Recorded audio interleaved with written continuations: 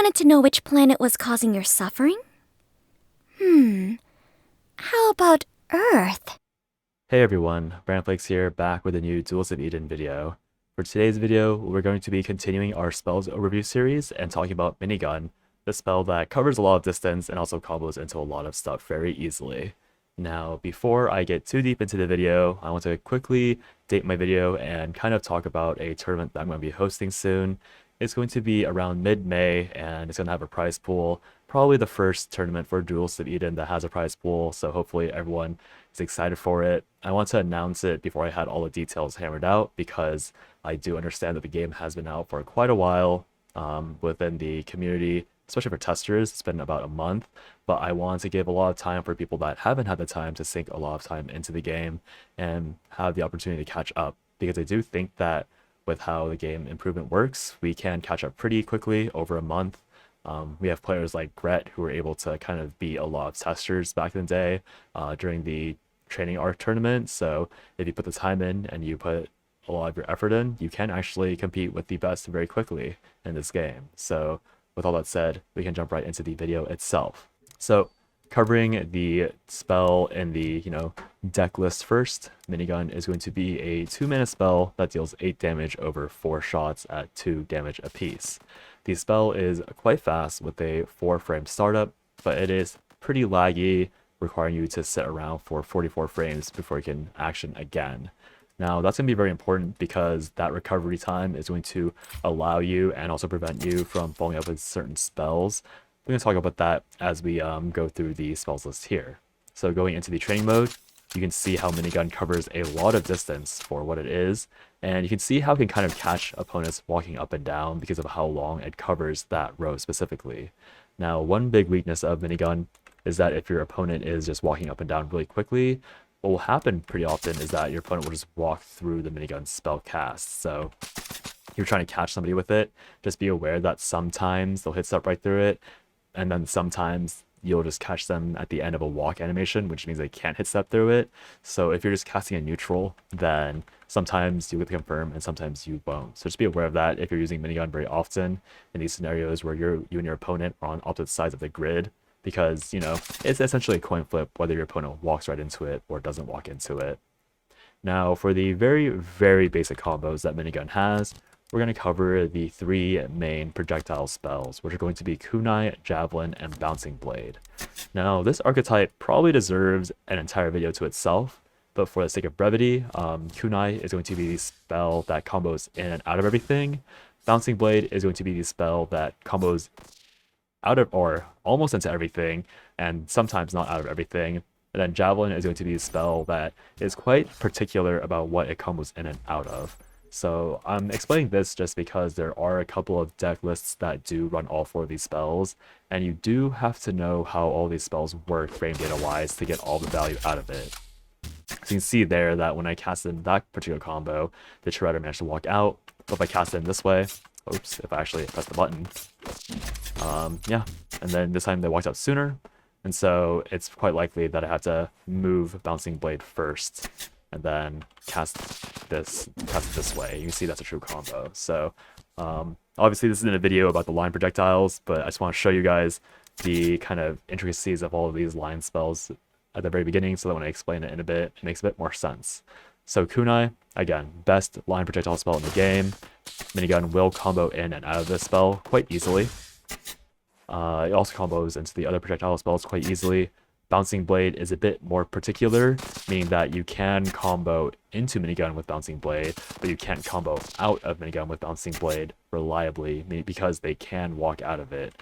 And this difference does increase, or I guess it remains the same because the projectile speed is the same across both spells. So if you're using Bouncing Blade, be sure to remember that it is kind of a finishing spell, so there's a chance you might have to follow your opponent, or else you might have to follow your opponent's hit step, or else you might not hit it. Now, Javelin is going to be a spell that, again, your opponent can't actually shield it because Javelin is slower, which means that if you follow Javelin with Minigun, you'll be able to hit it because of how projectiles work. But if you cast Minigun into Javelin, you have to be very, very close to your opponent for it to actually true combo into anything. So if you're playing against this deck type, you might want to mash up and down to see if your opponent knows how their deck combos, or else you might just take like 20 damage when you don't need to. But just something to remember, because these line projectiles will probably be the first thing you try to combo Minigun with, and because of how good these spells are with each other, you can actually get a lot of mileage out of these spells completely. And so the next tier of spells I want to talk about are going to be the quote-unquote more precise spells. Now again, you will need to kind of lab out how all of these spells work, because sometimes these spells are very funky with how you're positioned and where you're positioned. So for example, because again of how projectile spells work in this game, the further you are when you throw the projectile, the more time you have to combo, because you're actionable for longer technically after the projectile spawns. I don't really know how to explain that in easier terms, but I guess I can show you here, where if I'm 7 away, I walk 2 spaces and I can thunder properly. But if I'm 1 away, where I still have to walk 2 spaces to hit the spell, you can see that the Shredder is long gone. So a lot of these spells, you do need to be further away to actually combo them properly. Like even from 3 away, Thunder can be shielded, but from 5 away, they can't shield. And if I'm 6 away, they also can't shield. So just be aware of that as you're comboing with Minigun, depending on who you're playing. If you like playing very up close and personal, and they're very close, you're going to want melee spells to cover this gap. But if you're playing very far away, then you have a bit more options. It's just down to your reaction time to confirm off of the Minigun hit. So obviously with Thunder, you can see that as long as I'm pretty close to my opponent, I can still combo out of it. Paragon is not really going to allow you to walk to hit it. You can see that if I have to walk, it's a gap 5. I think it's actually gap 2 if I do it properly, which means that they can shield it, or they can just follow you. No, they actually just have to shield, I think, unless they predict which direction you're walking. Because obviously you have to choose forwards or backwards to throw Paragon. So if they walk a certain way, you might just miss it entirely.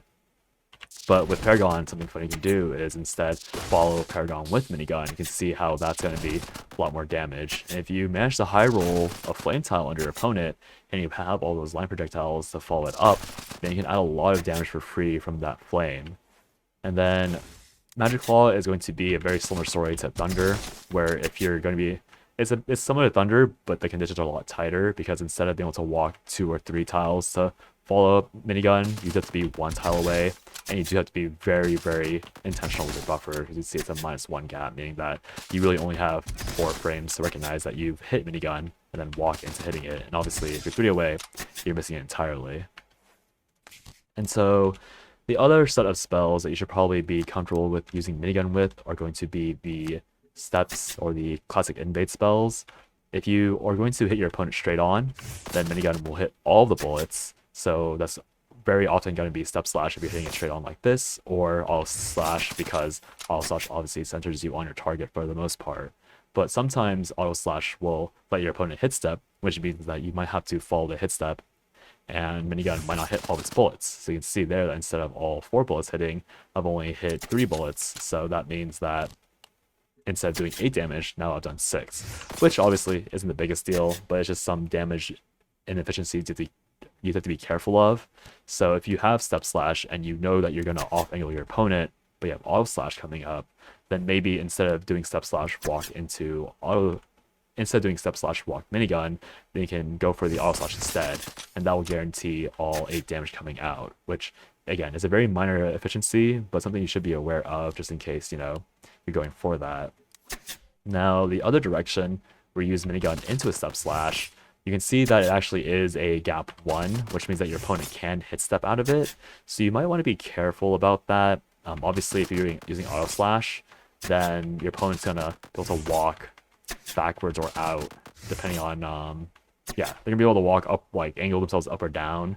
So you have to be careful, because if you are going to, you know, if you're going to go for a Thunder, or you're going to go for a more precise spell out of the Minigun auto slash, then you're going to probably whiff it. But if you're going with a spell that's like Barricade or Fire Breath, then it'll still be fine, because no matter where your opponent walks, the vertical hitbox of that spell will catch them. So just be aware of that as you're using these step spells. Auto slash, well, that's only for the... Oh, actually, that's crazy. I didn't realize that. Oh, so yeah, it's actionable sooner. So it looks like auto slash does actually let you follow up if you're further away. That's good to know. I actually didn't know that myself. But more consistently, you can see this with step slash, because step slash doesn't really change. Oh, so you're far away from stuff, such it works. So, yeah, it looks like just be aware if you're hitting your opponent close, then Minigun won't be effective. But if you're a little further away, then your steps will still work properly. So keep that in mind as you're casting the spell. Again, Minigun as a projectile spell, you do want to be a little further away when you're casting it. So you might get this true combo anyway still, despite what I thought, despite me think you couldn't. So yeah, always check your stuff. I really thought it wasn't true at all range for step slash, but apparently it is. So Minigun, with character weapons, obviously with Saffron, she has her own projectile. Saffron's projectile is basically only worse than Kunai. So you can see that if I were to use Sparkler out of a very far distance, so let's say Thunder, for example, I talked about how Thunder wasn't true if you were too far away. Now, you can see here, Thunder is a gap 2, which means that your opponent can't shield it. But we follow it up with Saffron Sparkler, now it's a true combo. Obviously, again, you do want to experiment with all of your characters to see which characters benefit the most from this spell. So someone like Celicy, once again, as mentioned earlier, if you are too close to your opponent, being 3 away, then it's going to be a gap 1. But as we discovered earlier, if you are far enough away, then... oh no, but Celicy, I forget that Celicy only has a melee hitbox, or a one-away hitbox with this, so you always will have a gap 1 with it. But then you just follow it with your own auto slash, right? So that's how you solve it with Celicy. So again, when you're using Celicy and you're following up with your W1, you often will be running big AoEs with Celicy, so stuff like Breakout and Crossfire should be hittable, but just be aware that your accuracy won't be 100% because if your opponent hit steps backwards, then obviously Breakout will whiff, and then if your opponent hit steps weird, like just stand still or hit steps backwards again, then Crossfire will whiff. And obviously you can walk to guarantee you hit it, but just be aware that it's a bit random whether or not you'll follow up your W1 with Celicy properly.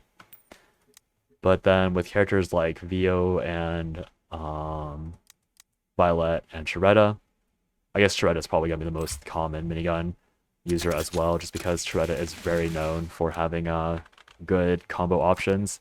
If you hit your first weapon sweet spot, minigun is true. If you hit your W2, Minigun is also true.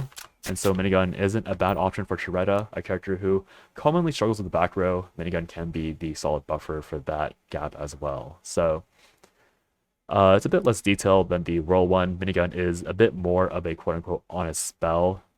And obviously it does have the anger cancels as well, but it's a bit more conditional than Whirl because you aren't actively moving your character around or your enemy character around as well. But it is a very good spell to get used to. It's a very good spell to play around. Just be aware that if your opponent uses Minigun, you'll almost always want to hit step out of it if it's possible. And if you run into the Minigun, then you're probably going to take a lot of damage as well. So that's going to be it for this video. I'm going to try and continue refining this format as much as I can. Try and keep this one a bit more brief or a bit more organized, I guess, and we'll see if that works out. But if it doesn't, please let me know in the comments below. Anyways, as a final reminder, when I put that tournament information out, it should be either on YouTube, Discord, or Twitter. So if you guys don't know all those handles, I'll just post in the comment or my description, whatever. And I'm hoping you guys join. So with all that said, have a good day. Oh my gosh, I can't speak anymore. With all that said, have a good day or night wherever you are, and I'll see you guys next time. Bye-bye.